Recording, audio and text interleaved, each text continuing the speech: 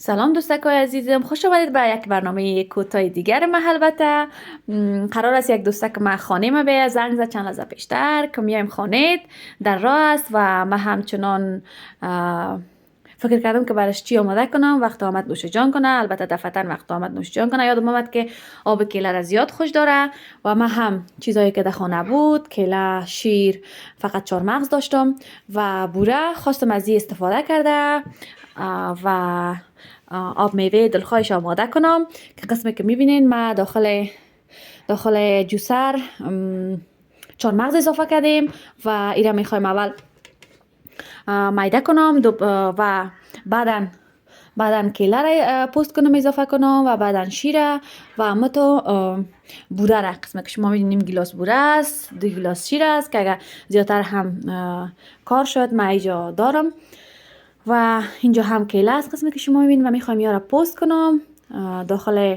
داخل مکسر با چهارمغز بندازم و شیر هم اضافه کنم و تو بوره را ایره میکس کنم و شما هم ببینید که چطور میایه.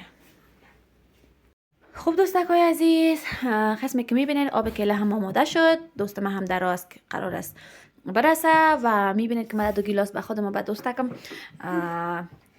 چی انداختیم، چهارمغز در روش انداختیم، در داخلش هم انداختیم، اما به طفلا چون خوش ندارن انداختیم و من هم منتظر دوستم هستم تا بیایه و نوش جان کنه و شما هم فکر کنید چیزی را که دوستان خوش داره وقت خونتان میه حتما برش آماده کنید و در اخیر لطفا لایک و سابسکرایب از یادتان نره.